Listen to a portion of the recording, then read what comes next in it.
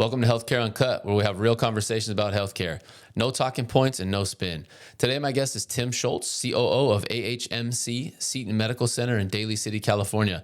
We have a wide-ranging conversation covering topics such as hospital reimbursement and how healthcare in this country isn't a right, but a marketplace.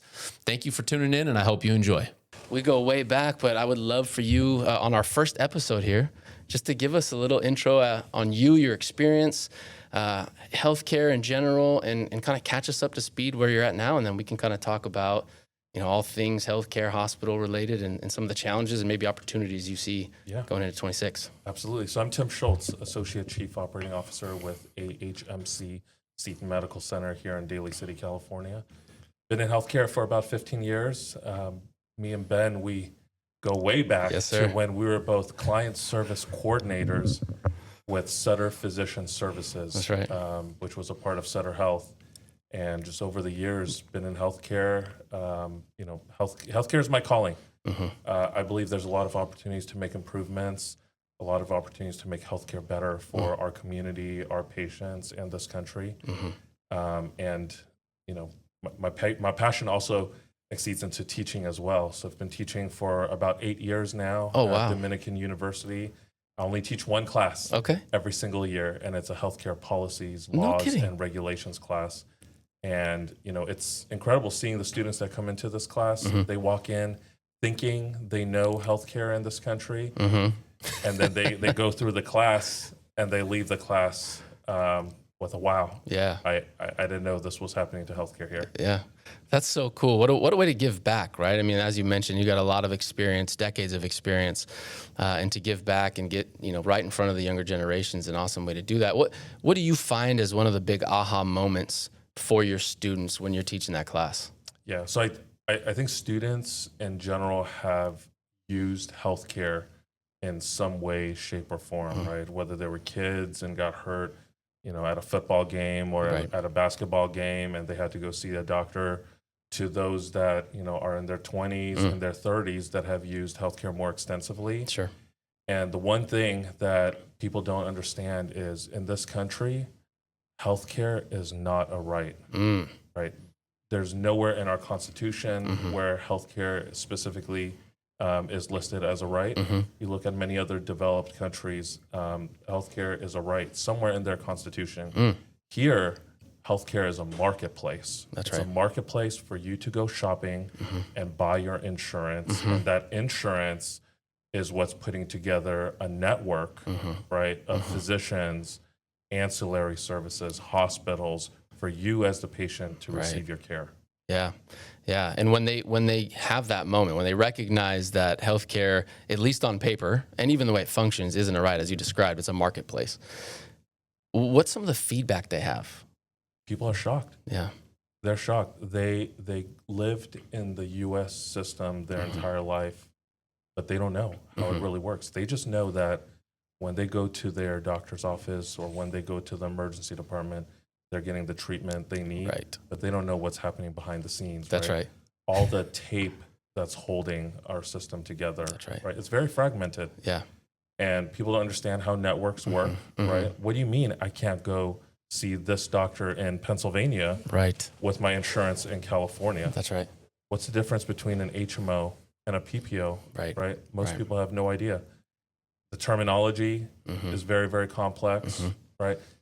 Healthcare is the only industry where a patient goes to the doctor's office or the patient goes to the hospital and they're not using cash specifically to exchange for services, right? You go to any other industry, the customer is giving cash to the business and the business is giving them some sort of a service or a product or an item, right? Think about when you go to like a fast food restaurant, for example, right? Using cash to pay for a product. Healthcare is very different, right? It's your insurance that's controlling where you go for your care. That's right. It's your insurance that's controlling what payments are made, right? So they're collecting your money as the patient, putting it into a pot, and that pot's being distributed for the people that need it, right? And of course, you have payers, multiple payers in between that are taking a cut. That's right. at every stage of the healthcare process. Yeah. Yeah. I mean, within that marketplace, the payer, the health insurance company is kind of buying access and giving a patient almost a discount on services, right? So you pay a premium to it. The patient's perspective often is, well, I have healthcare. I can go get and receive healthcare in almost any format that I can imagine: the doctor's office, hospital care, lab, radiology, et cetera. And I would imagine maybe your students and even if folks here at the hospital, if they receive a bill and maybe their eyes pop open and go, what? I'm responsible for what? I have health insurance. And you're like, you do, and your insurance covered a portion of it. Yet the remainder is really the patient's responsibility to pay. And do you see that having an impact, transitioning from students into the hospital setting where you're at now? Is that a big aspect of the service delivery in the hospital in terms of how patients view their health insurance, the ability to pay when it comes time to paying their responsibility, uninsured folks or underinsured folks in this region here? Yeah, no, that's a loaded question. It is a lot. So let me break it down. So the first piece to your question is the patient's responsibility when they're selecting their insurance, right? So this goes back to the very, very basics. You have the option to pick, say from 2 to 3 insurances, and the majority of patients in this country get their insurance through their employer, right? Which is the Bismarck model. It's mirrored after Germany, right? You work for an employer. The employer provides you with insurance coverage. You pick the insurance coverage that you believe is best suited for your family, right? Whether it's a PPO or an HMO. But the issue is when you're picking that insurance, you have to have an understanding of the 3 different moving parts, right? So deductible is the first piece, right? Which is the portion of the patient's benefits that the patient has to meet. That's right. Before their insurance starts paying, right? So if I pick a health plan with an $8,000 deductible, I have to meet that $8,000 deductible before my insurance will pay anything. That's right. Generally, right? You also have co-insurance, right? Co-insurance is a percent of the total bill that the patient is responsible for. Right. And then you also have copay, which is a flat amount that the patient is responsible for, right? $10, $20, depending on the service. That's right. So if you pick a health plan with a high deductible, which is the direction that this country is going, the majority of plans that are out there right now are qualified high deductible health plan. You're responsible for that piece up front. So the sticker shock happens when the patient is receiving their care. They believe they have insurance. Now they can go to their nearest hospital for their care, right? So let's say, for example, they're calling 911, and the ambulance is transporting them to a hospital. They're going through the emergency department to get evaluated. The emergency medicine physician that's evaluating them says, hey, you really need to be admitted into one of the acute care floors, right? So now the patient's in the medical surgical unit, pending surgery with a general surgeon. Patient has to recover in the hospital, right? So now the patient has been in the hospital for 10 days. Now they're getting discharged, and all of a sudden they get a bill in the mail, right, for $8,000, $10,000, right, because they had their deductible. They may have a co-insurance as well, right? So now they're responsible for a percent of that bill, and they may have a copay too, right? So depending on your insurance benefits, you could potentially be responsible for $20,000 of that visit, right? So now the patient has sticker shock and they say, well, what's going on? I have insurance. My insurance is supposed to cover all of this. No, your insurance is not supposed to cover all of this because what you selected was a high deductible health plan. So you're responsible for a large portion of that. Yeah. And oftentimes they select what they can afford or understand. Oftentimes there's confusion, within what is a gold, silver, and a bronze, package look like, and what do all these nomenclatures mean? Maximum out of pocket and co-insurance, copay, all those things. I was looking at some stats the other day. In 2024, as a country, we spent about $5 trillion on healthcare. Yes, that's government and private payers more combined. Than any other country. More than any other country, and of course, I'm asking questions like, well, where did we spend that, right? And he'll break it down by service type, and hospitals stick out, right? They're 30 to 35%, depending on where you select the data from, of the total expenditures are hospital-related care. Why do you think hospitals tend to be the place where patients receive the most expensive care. Maybe it's not the place they receive the most care. Maybe it is. Can you elaborate a little bit more on maybe some aspects of hospital-related care that the average person doesn't realize happens here? Yeah, absolutely. So if you think about a hospital, it's a 24/7 operation, right? Depending on the type of hospital that you go to, say it's a trauma hospital, right? You're going to have surgeons that are on call 24/7 in the hospital, right? General surgeon, orthopedic surgeon, anesthesiologists, right? You know, numerous other specialties as well.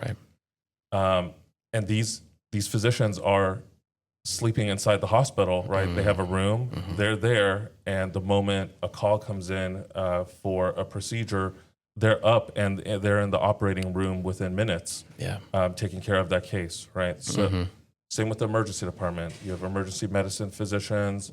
You know, a lot of the country is moving away from just having MDs and DOs, right? Physicians, to moving to more mid-levels, right? Nurse practitioners, physician assistants, and part of it is, you know, cutting costs, right? But overall, you have a lot of very, very expensive labor in the hospital that's preparing for whatever call comes in. The other piece to it is you have a lot of resources that are in the hospital, right? We have to keep, you know, all sorts of supplies stocked at any given time, ready to go for whatever procedure calls. You have the physicians, right? You have the staff that are in the hospital, right? Even though the hospital may be slower at certain times in the year, we still have a very high fixed cost from all the resources that have to be in the hospital, ready to go for whatever presents. Yeah, and another aspect to add on to that is when a patient does come in, oftentimes they're able to access lab testing, radiology, you know, all kinds of different aspects that are provided on the spot in a hospital as needed, as opposed to if they were to have to go to a lab that's closed, right? So you're providing not only 24/7 access to the actual provider themselves, the nurses, the care team, the continuum, all of the supply chain, the resources, medication, you know, DME, all those things that you have on site. You're also providing access to the plethora of testing resources that are needed most of the time in an emergent basis for somebody to identify what the issue is and then to actually refer or call in the right specialist to treat the problem, right? Which is expensive. And we talked a little bit offline about just some of the cost as it pertains to the nurses, because nurses are really the backbone of the vast majority of care provided in hospitals. Surgeons and physicians oftentimes get the recognition, as they should, for performing surgeries and things of that nature. But when the surgeon leaves the room, a nurse takes over, right? And how does the nursing aspect of the care that's delivered in a hospital impact not just the financial budget, but how the hospital operates in totality, and maybe how that extends into the total cost that's delivered when a person receives their bill that maybe you don't see? Yeah, no, great question. So just to go back to the first part of that question, we have to have ancillary services ready to go at any given time, right? So if a patient presents in the emergency department for their care and the emergency medicine physician is placing orders, they need to be able to order CT tests, MRIs, right? So that they can diagnose exactly what's going on with the patient. So that's just radiology. On the other side, we also have laboratory as well. We're running a 24/7 laboratory that has to be ready to test for whatever order the physician puts in so that they can diagnose the patient. So we have clinical laboratory scientists ready to go overnight. We have lab techs, right. that are ready to draw blood. Right. So, and all the machines that are in place to be able to run whatever test the physician has to order, right? Whether it's a chemistry panel or something from, pathology or something from some of the other departments, we have to have it ready to go. So, there's a very, very high cost associated with keeping those services running 24/7. Now, within nursing, which was, your question, nursing is also very, very expensive in this country, right? We have very, very limited nurses in the country. We have a shortage as well, and especially in the Bay Area, nurses are incredible resource in the hospital, and we expect a lot from them as a country, right? We expect them to be able to do everything related to the patient's care. You have the physician that's oftentimes working behind the scenes, They'll diagnose the patient in the emergency department, place the orders, Right. place the prescriptions that the patient needs, and then you have the nurse that's really there from the start to the very end, providing the care to the patient. Yeah, that's a really good point. I mean, they are there across the entire continuum until they discharge. For the nurses, right? Physicians will come in and round as appropriate. They'll come in and make sure that whatever specialty they've been working on is healing, recovering, and the patients are progressing towards discharge. But the nurses are there 24/7. Do you guys run 3 shifts or 2 shifts? Depending on the department, it could be 2 or 3 shifts, right? So we have 8-hour nurses, 10-hour nurses, or 12-hour nurses. Wow. Depending on the department. So there's always nurses that every department is going to have to be staffed with.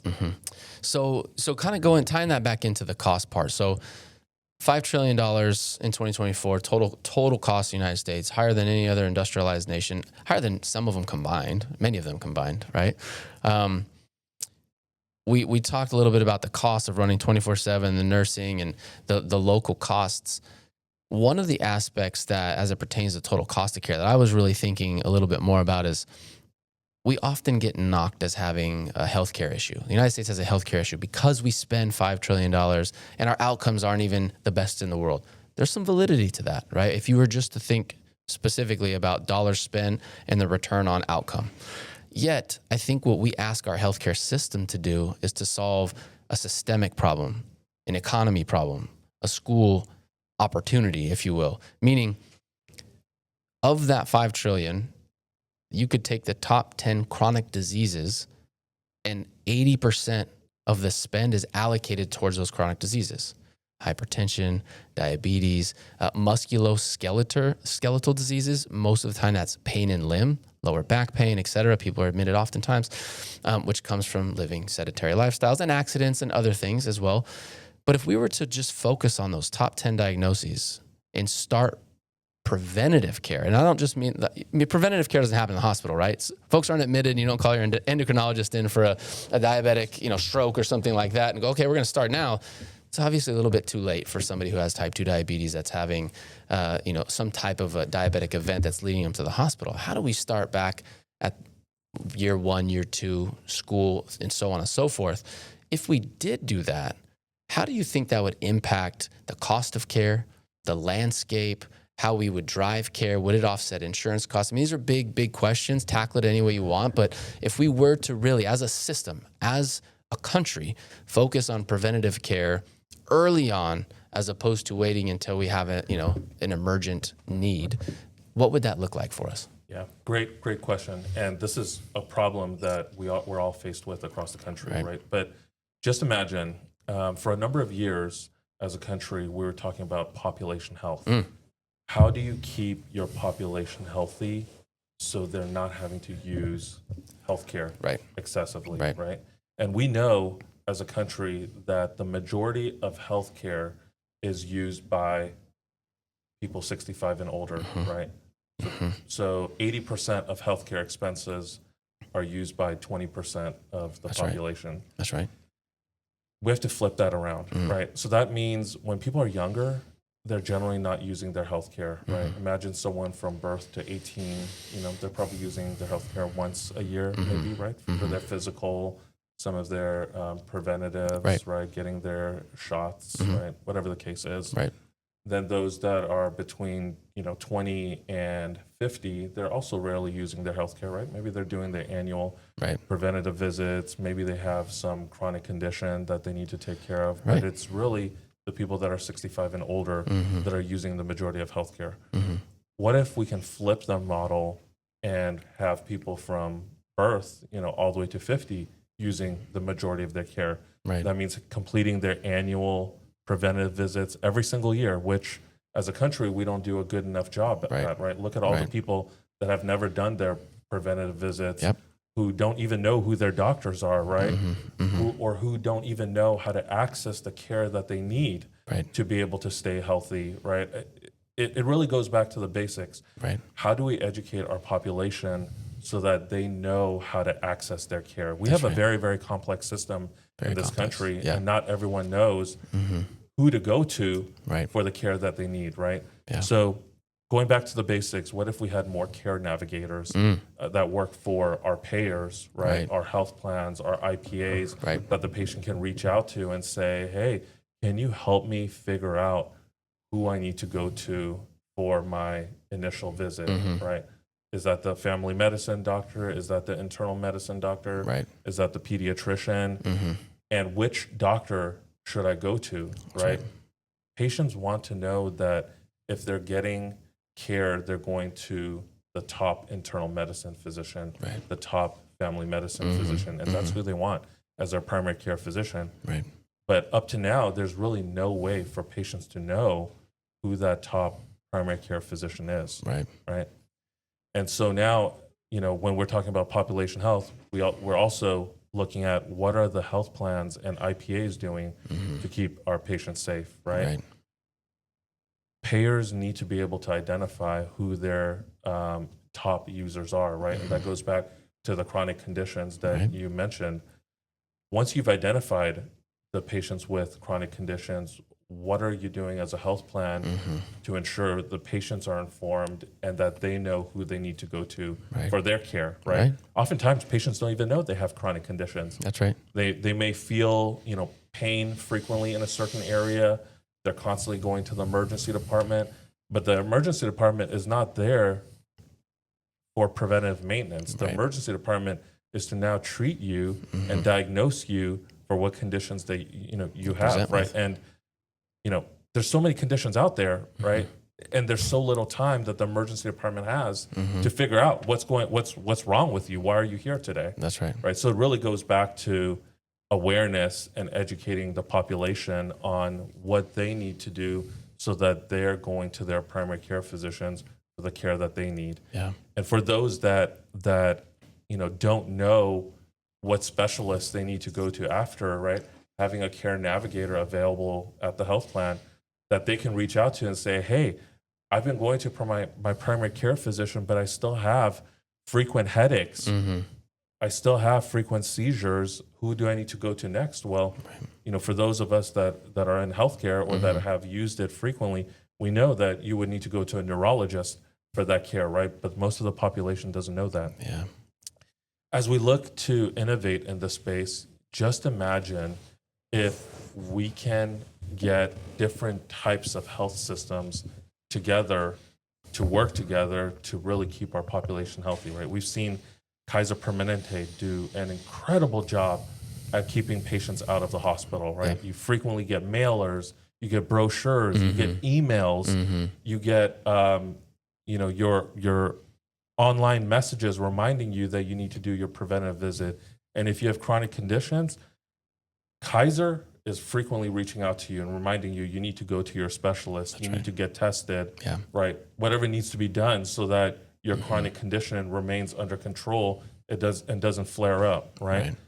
Just imagine if we can put Kaiser's model together across the country and have some sort of an ecosystem with our academic medical centers, with our federally qualified health centers, with our local community hospitals, with our primary care physicians, and all of that ecosystem is working together to keep the patient healthy so they don't have to go to the hospital for their chronic conditions.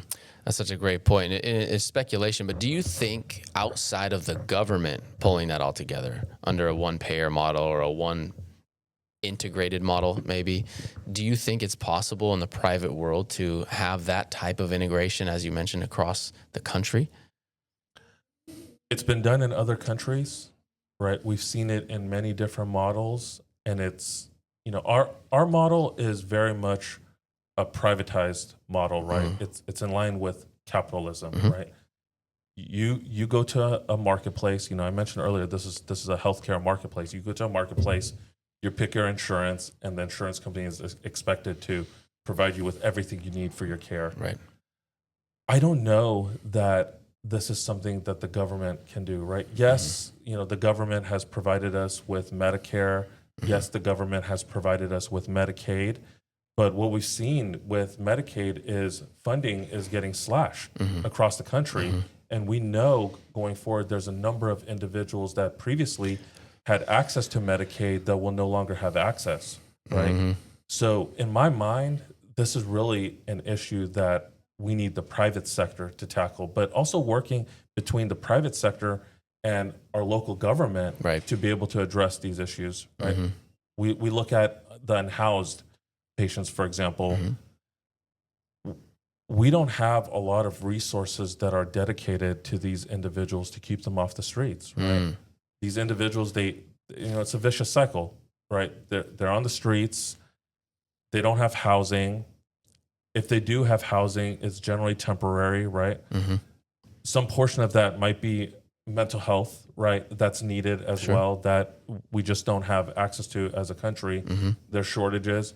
And so these individuals end up becoming, going through a cycle, going to the emergency department so that they have clean clothes, so that they have food, maybe they have some, basic diagnosis that needs to be treated. Right. But then what happens afterwards, right? Once these patients are discharged from the hospital, they're going back to their routine, right? Now they're back on the streets again. Right. They don't have the resources that they need, right? And so it becomes, a cycle. And these individuals need care, and it's impossible to ask one entity to help fix this issue. Right. Yeah, it kind of goes back to my point earlier, which is I don't think we necessarily have a healthcare problem. We have some of the best, if not, we have the best emergency care in the world. I think that's been shown time and time again. I think if we as a society took the approach that you're talking about with folks or homeless folks or, mental health, behavioral health, addiction, and all that kind of stuff, and reallocated resources to care navigators, put it up front, but even took it a step further and went okay, we have kids in school for about 12 years, right? We've pretty much taken out or reduced PE from school altogether. Physical activity in the general population is down. Technology is up. Physical activity is down. The food that we feed kids in school is hyper-palatable processed foods. We know it's terrible, right? It's calories. It's food. We're trying to meet a need for folks who can't afford food or don't have access or whatever, so we try to meet that need. But the end result is we're moving less, we're eating more. And so as a society, we're becoming less and less healthy, right? What if we flipped the model and did something like what Japan did, is they make it safe for kids to walk to and from school. They make it eating and making the food at school a part of what they do on a daily basis. So for 12 years, they're making meals that are healthy. They're eating it, they're learning, they have activity. So after, the 12 years you're in primary school, you now have been conditioned, if you will, to be active. You learned how to make and eat healthy foods and make better choices, and then have kind of a systemic impact. And not just place the onus on the local hospital, the local primary care doc, the local endocrinologist, or what have you, right? I mean, it's the food that we eat and the activity we do are outside of the doctor's office, and I've yet to meet one primary care physician that when treating a patient doesn't recommend lifestyle change as a part of the treatment, right? It's not, I think folks often assume, well, they're just pushing pills, it's just the hypertension pills, it's just, insulin or whatever. I've yet to meet one that doesn't prescribe lifestyle adjustments to help offset it. It's really on us to make those changes. But I'd love to hear a little bit more about your impact here with Seton, some goals that Seton has for the broader Daly City community. It's a staple in this community. It's been around for a very long time, a very diverse community. And we'd just love to hear a little bit more about what you guys have going here. Yeah, we're really excited to be a part of this community. AHMC Seton Medical Center has been here since 1965. Wow. It's a community hospital that's a stable in this community, right, in the northern San Mateo County area. And it's a community that really needs their healthcare. If you think about it, there aren't a lot of hospitals in this area, right? You have Kaiser, South San Francisco on one side. You have Mills Peninsula Medical Center, that's further south. But otherwise, if you're in the southern part of San Francisco County or the northern part of San Mateo County, you really don't have a lot of other hospitals to seek treatment. So just imagine, right, if someone is having a heart attack or a potential heart attack in the area, every minute counts to get you from where you're having your heart attack into the hospital. Right. And so having this facility here, for many patients, they can be transported within 10, 15 minutes to AHMC Seton Medical Center, and immediately they're going to our cath lab where an interventional cardiologist, a team of nurses, radiology technologists are there waiting for the patient to assess them and to treat them, right? Whether it's with stents, with angioplasties, to open up the artery so that the plaque that was building up and blocking blood from flowing can now be cleared to clear that patient of their heart attack. So, this hospital has a lot of incredible services, and in many cases, these are considered tertiary services that are offered at a community hospital, right? That's amazing. If for whatever reason we can't treat that patient for their heart attack in a cath lab, right, which is a minimally invasive procedure, patients are generally, out of the hospital within a few days. We also have cardiothoracic surgeons on call that can do open heart surgery here to treat the patient. So there's a lot of services that are available here. But the biggest challenge we're faced with now is there's not a lot of physicians in private practice. So especially in San Mateo County, where it's very, very expensive to operate a private practice, a lot of physicians have sold their practices to some of the big academic medical centers, and they've opted to be W-2 employees with those academic medical centers, right? So for a community hospital to flourish, you really need physicians that are in private practice that are willing to work with a community hospital to send their patients to the community hospital and to provide care in that community hospital. Yeah, that's a good point. I mean, we've known each other for a while, and I've worked in the independent, practice space almost my entire career, much of which in San Mateo County or the broader Bay Area, some of it also out in other parts of California, and even getting some perspective through our accountable care organization into other states. And it's interesting in the broader Sacramento Valley area, we're seeing a lot of physicians leave the bigger institutions and this is specifically primary care doctors, which is very interesting because you're right, here in San Mateo County, I mean, the practice expense, the cost to live, all of those things are so high that finding staff, finding a lease space, being able to, see your patients in a timely manner and have, a decent work-life balance, if you will, is challenging. And so folks do. They go to the larger employers. Whereas in the Sacramento Valley, we're seeing almost 1-2 physicians a month. I get called saying, hey, I'm starting my own practice, would love to reach out and get a contract and see what that's like, which I think is great.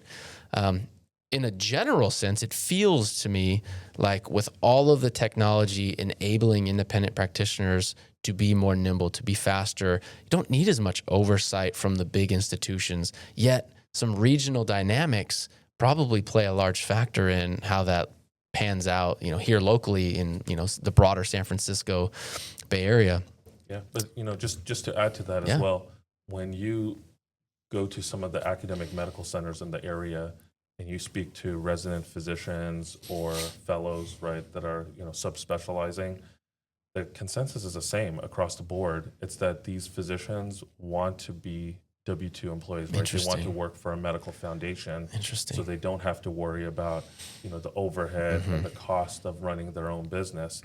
Biggest challenge, we're seeing, and it's not just the physicians that are faced with this, it's the hospitals as well, is that payers have continued denying, key claims that physicians and hospitals are sending in. And in turn, it's making it very, very difficult to overcome these denials and to get paid for the services that you're providing. I mentioned healthcare is very, very unique in that if you look at other industries, say, for example, I'm going to a restaurant, right? I'm using cash to pay for my services, and I receive the services immediately. In the healthcare space, the physician, the hospital is providing the care to the patient, and then we're at the mercy of the payer to pay for that claim. And the payer could say all kinds of things that we did wrong as an institution, and that we don't deserve the payment, right? The payer could easily say, the service wasn't medically necessary, even though the physician that was evaluating the patient at the time felt like it was medically necessary for that patient to get that EKG, right? But the payer may have a different perspective. And the payer also has an army of medical directors that are reviewing every single claim and looking through whether they believe the hospital made the right decision in the care plan that they provided to the patient. Yeah, it's so antiquated. I want to unpack a couple of things because it's an interesting. Let's go back to the folks in fellowship and in their internships. currently seeking more employed rep. I wonder, do you think that's because the story that's been told the last decade or more to the younger generation is employment's the better route, as opposed to maybe 30, 40 years ago when maybe the gold standard in society was become a doctor, start your own practice, you got your own business, you're an entrepreneur, right? You have more flexibility, you kind of have the keys. Has the dialogue changed, or is it market dynamics, maybe a little bit of both? I think it's both. Yeah. Well, so for one, there's this notion that when you're coming out of your residency training or your fellowship training, it's prestigious to get an assistant clinical professorship at one of the major academic medical centers, right? That's why people do it. Sure. But the other thing is the dynamic overall has changed, right? These physicians that are in training, they're hearing how difficult it is for private practice physicians to collect on the services that they're providing and to overcome those denials, right? You know, there's so many layers to the process, but it all starts with, you know, the physician having to get a prior authorization from the payer to even be able to see the patient, right? Once the prior authorization is in place, now when you're evaluating the patient, you have to make sure that you're following clinical guidelines and how you're treating that patient, right? Were the services that you ordered medically necessary? Was the lab that you ordered medically necessary? Right. Was the treatment that you provided to the patient medically necessary? Right. And if none of those are true, the payer isn't going to pay for the claim. As determined by the payer. As determined by the payer. But in the visit or on site, the physician's deciding that is medically necessary. It's their determination that it is. Correct. Right. I think you're right. I think you hit on a big sour spot in our process, in our system, that leads it, to a denied claims or what have you. Go ahead. Yes, and now you have one physician's medical decision making that's in question by another physician's medical decision making that's sitting behind a computer working for one of these major payers, right? And who is to say what the right way to treat that patient is? Right. Yeah, interesting. What do you think that's about? Let's speculate for a second. Why do you think insurers in general follow that process? Why is it? I mean, there's been a lot of news within this last year of United Healthcare and the unfortunate event with their CEO. But the main tagline with big insurers is they don't pay their claims, right? And to your point, the small physician or even the large institutions, community hospitals and tertiary centers, what have you, still struggle on, receiving payment for all of their claims, right? Yeah. What do you think that is? Do you think that's a design flaw? What do you think? I think it could be a lot of things. Going back to the basics, there's these clinical guidelines that are published by various organizations, depending on the type of insurance that the patient has, right? So if the patient has Medicare, for example, CMS, the Centers for Medicare and Medicaid Services, publishes their own clinical guidelines that we're all required to follow. If it's a commercial insurance, then we follow Milliman Care Guidelines, MCG, which is like the gold standard of clinical guidelines. So we're all following the same clinical guidelines, right, when it comes to how to treat the patient for their specific symptom. The payers are following those clinical guidelines when they're reviewing a prior authorization request and when they're deciding whether or not to approve that prior authorization, to pend that prior authorization to a medical director for further review, or to deny that prior authorization because steps 1 and 2 have not been met for the patient to receive that surgical procedure that they need. Right. On the same token, the hospital is following those clinical guidelines as well, right? Within the hospital setting, we follow interqual. That's the major clinical guideline that we follow to decide whether or not it's clinically necessary for a patient to receive a certain, treatment plan, right? So say, for example, the patient goes through the emergency department, interqual will dictate that based on the patient's conditions, the laboratory tests that were ordered, the radiology tests that were ordered, is it necessary for this patient to be admitted into the hospital for further treatment? And if the answer is yes, then we admit the patient into the hospital. Wow. Right? But the problem comes when the patient is discharged, right? So once the patient is discharged and we submit the claim over to the payer, they're going to scrutinize whether or not we followed these clinical guidelines. Right. And if any piece in that process was missed, that claim will be denied. Right. And now the hospital is out, potentially thousands of dollars Right. for the care that they provided to the patient. Right. Wow. I've already provided that care. Right. Yeah. Our physicians have already seen the patient. Mm-hmm. The hospital has already provided the bed, Mm-hmm. the resources, the food, the supplies, Sure. the surgical procedure, right? Now we're at the mercy of the health plan to say whether or not this is something they're going to pay for and whether or not we followed the right process. Wow. That's very, very interesting. And do you think that's just a pure financial management play? You think it's a profit motive? Where do you think this stems from? That's a big part of it, right? When you look at some of the major payers out there, the majority of these payers that cross multiple states across the country, they're all for profit, right? Or they're owned by a holding company that's for profit. And the majority of these payers are publicly traded, right? And we know that when an organization is publicly traded on the stock market, investors are going to put pressure on that organization to deliver financial results, right? And that means increased profits, right?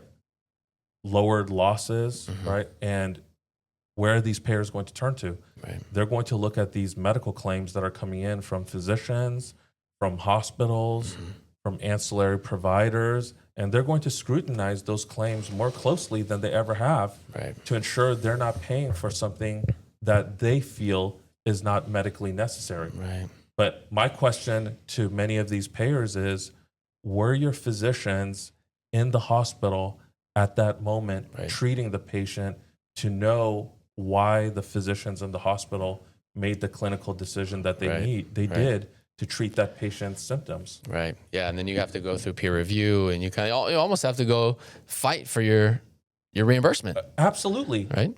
We're having to fight for the majority of these cases. Right. Even though the patient came through our emergency department, we followed interqual clinical guidelines. We requested the prior authorization from the health plan, right? Once the patient is admitted into a hospital, we're required to notify the health plan. That's right. We've notified the health plan. In many cases, it takes 3 to 4 days for the payer to issue a prior authorization for that stay. And then when we bill the health plan, we're still getting denied for that service. So we followed every step along the way to do what's right, and we're still getting denied from the health plan. So now we're having to go back to the drawing board and figure out what can we do better to ensure that when future patients come to our facility and we send those bills in, that they're getting paid by the payer. Yeah. Yeah. I wonder what type of redesign within the healthcare system in general, payer space, the provider landscape, what have you, would need to happen in order to streamline the payments, right? So that providers are getting reimbursed for the care that they provide, that folks who are holding the bag, so to speak, insurers, if you will, are still incentivized to provide a good product, to provide good access network to their members. And how can that happen in a private space where there is for-profit, where we are in a capitalist framework? Does that help drive efficiency? Do we just need to come with it? Like, think of the Medicare Advantage space, for example. A long time ago, regulators put a 15% cap on the profit margin that in the Medicare Advantage space, same insurers, but when their Medicare Advantage line of business, they have anything over that 15%, they got to put back into the product, right? So if you make a bunch of money over that limit, you don't have to give it back, which could be an option, but you have to at least enrich the benefits. So you buy down the maximum out of pocket, you buy down the co-insurance, the co-pay, the deductible, whatever it is. You use that money to buy down that product, add incentives like over-the-counter benefits, ride shares, all the many things that go into the Medicare Advantage space. But do you think that type of an approach or another approach could be implemented to redesign it so that there's not so many kinks in the reimbursement process of care? That's very well possible. It's the same thing that the Affordable Care Act did, right? The ACA. It specifically stated for these commercial products, this is the maximum that a payer can make in profits on those products. And everything in excess of that would have to be reinvested back to the program, back to preventative medicine, right? Whatever the case is. Right. And that percent was between 20 and 25%, depending on the type of product that was on the Affordable Care Act. I don't know if that's worked. It's very well possible, right? If you put pressures on the payer that the profit margin associated with these products can only be X, and the rest of it has to be invested to preventative care, it's very well possible that it can help. However, if you're speaking about this from a payer perspective, because I spent many years in the payer space, I understand how these payers are thinking. Their costs are going up as well, right? So in the payer's mind, if you're restricting how much profit can be made on a plan, right? 15, 20, 25%. The payer may say that doesn't cover my costs of creating that benefit plan, creating that product, marketing that product, putting together all the contracts that are needed so that the patient has a network that they can go to for their care, right? So, it depends on whose perspective you're looking at. But in my mind, I don't know that putting more restrictions on the payer is the answer. I don't know. Yeah. I think it's good. I think it's good to speculate. I think we, in and outside of the healthcare industry, need to have these conversations more often, right? Oftentimes there's a lot of passion. It can get very political really quick. And I think if we take those perspectives out for a second and just go back to the drawing board and go, how would a country want to provide care for its populace? How do we do that? We know a lot of it has to happen outside of the healthcare institution. We need access. We need early onset. You don't want to have, fetal death related, upon birth type incidents that are not in line with other industrialized nations. We want to have our population having safe births, and then from that point on through, when we pass, having access to care, having immediate care, having continuity of care and all that kind of stuff. But I think we need to, if we took some of that $5 trillion and reinvested it up front into education, into access, subsidizing food a little bit differently. I think 30 to 40% of the food that we subsidize through SNAP and WIC and some of the other programs are sugary drinks, dessert beverages, all that kind of stuff, chips, and all those things that kind of lead to some of these poor outcomes. So on one hand, we're subsidizing unhealthy food and unhealthy behavior, and then we're asking the populace, if you will, to pay more from tax dollars to cover some of the publicly funded things, and then insurers to fit inside of confines. I think we got to go back to the drawing board and kind of start from scratch. Absolutely. And the challenge is, once the patient ends up in the hospital, it's too late. That's right. Right? Because when you go to the emergency department, you're not going there to get your symptoms fixed, right? You're going to the emergency department for the emergency medicine physician to triage you and get you to the right place in a timely manner. Yeah, ideally save your life. So all of these things have to happen way before the patient even considers going to the hospital, right? And you're absolutely right. It comes down to educating our population on what they're eating, teaching our population to eat healthy, move away from those sugary snacks with high fructose corn syrup, with preservatives, with high sodium, right? And eat healthy, right? Eat fruits as a part of your diet, vegetables, meats, seafood as a part of your diet, right? That's the direction we need to go, is making sure our population knows that. I keep saying this really goes back to the basics. Making sure our population knows what they need to eat as a part of their diet, so that they're healthy, so that they're not ending up in the hospital. That's right. Right, because I can tell you, CMS, Medicare being the avant-garde, right? We follow everything Medicare does. There was a point in time where patients could go to the hospital. They could stay at the hospital as long as they needed, and CMS would pay the hospital for every day that the patient stayed in that hospital, right? That model has changed. In the mid-1980s, CMS started adopting a diagnosis-related group, DRG-based model, which by 2007, the majority of hospitals have adopted. That's right. And under that DRG model, when a patient presents, the hospital only gets paid for a specific case rate related to the patient's care, right? So CMS's data shows that for this specific condition, the majority of patients stay in a hospital for 4.2 days.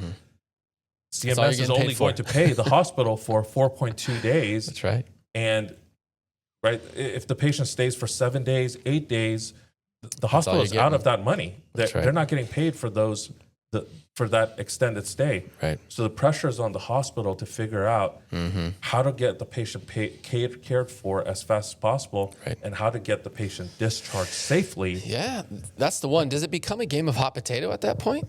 It absolutely is a game of hot potato, right? Because as a hospital, we have an obligation to make sure that we treat the patient's condition and we ensure they leave the hospital into a safe environment. What happens if that patient doesn't have caregivers at home that are willing to care for them, right? Or that patient doesn't have a skilled nursing facility that's able to accept them because of their condition or because of the insurance that they have, right? So now as a hospital, we're having to figure out how to get the patient out safely. And the issue is there's just not enough resources that when we discharge the patient, that our case managers are able to follow the patient post-discharge, right? So, I mentioned earlier that in many respects, this is a vicious cycle, and it very well is, because once the patient leaves the hospital, who is following up with that patient to make sure they're making their follow-up appointments with their primary care physician? That's right. To make sure they're making their follow-up appointments with other specialists, right? We spoke about diet earlier, so let's say diabetes, right? Making sure that patient's following up with an endocrinologist to keep their diabetes under control, and to figure out how they need to eat in the future to keep their conditions from flaring up. Yeah, and I got a question here. What happens if that same patient, Medicare patient's readmitted within 30 days after their discharge? The hospital takes a hit. Medicare punishes the hospital for allowing that patient to be readmitted with the same condition, right? But this is a catch-22 because the hospital doesn't have enough resources available to follow the patient post-discharge. We don't know what's going on with the patient after they leave our facility. You were paid for the 4.2 days. Yes. And now you're being asked, basically financially penalized, if they're readmitted to the hospital within the next 30, although you don't control what the patient themselves do after they leave the hospital. You don't control what physicians do. You don't have a team of people like many managed care entities do, right? Some IPAs are really good at it. As you mentioned, Kaiser's really good at it, and I bet they focus really, really hard on that aspect of it. Absolutely. But once again, it brings me back to, I don't think we have a healthcare issue. We have a societal issue, right? We're asking healthcare to solve societal issues. It's not in my opinion, any healthcare provider's job to ensure that the patient is having access to all the things they need at home. It has become a part of that. There's plenty of surveys, plenty of flyers, plenty of assessments, plenty of things that need to be done in the hospital, in the physician's office, after the skilled nursing facility, or what have you. But at the end of the day, where does the individualism versus collectivism hand off, right? You can't expect a hospital that's paid for 4.2 days, if you will, to then manage somebody for 30 days, even if that's with care management, care navigators, case managers, or what have you. That's another expense that you're just trying to basically stave off the downside. Yeah, and Ben, you hit the two, you are absolutely right with what you're saying. The challenge that we have is we operate our healthcare system in a very fragmented environment, right? The health plan is not speaking to the IPA. The IPA is not speaking to the doctor or the hospital, right? And now the patient is left to fend for themselves when they're outside of this healthcare system. And the patient doesn't know what they need to do to get healthy again so they can, be a part of society, right? Case in point, when you say that, diet is a big part of the issue, and it very well is, what are we doing as a society to make sure these patients are getting a clinical dietitian as a part of their care so they have someone they can consult with to eat healthier, right? Many of us don't know what a healthy serving is, of fruits and vegetables and meats and seafood and nuts for, breakfast, lunch, and dinner, right? where does that education happen Right. so that our population knows how they need to eat so that they're not getting sick and becoming a burden to the healthcare system that has very, very limited resources. Yeah, no, I'm with you on that. I definitely think we need, as a system, as a country, to invest in those resources. Before we wrap up, one of the questions that I want to ask many of the guests is, in your own words, what is healthcare? What is healthcare to you? Healthcare is keeping our population healthy, right? It's a system that's in place that's designed to educate the population, provide the population with services that they need to remain healthy. And if there's symptoms that are developing, for the patient to know those symptoms early on before it flares up and becomes society's problem, right? That's no longer treatable. And now the patient becomes, a burden to society because they didn't receive the basic care they needed to be able to remain healthy. Yeah. That's healthcare. That's awesome. Tim, it's been an absolute pleasure reconnecting with you and talking with you. Thank you so much for welcoming me here to the Seton campus. It's such a beautiful view overlooking the bay, overlooking, kind of the San Francisco rolling hills, and look forward to connecting with you again. Same. Thank you Awesome. so much, Ben. Thanks, sir. Thank you. Good stuff, man. This is great, Tim. I appreciate it, man. Yeah, that was really good.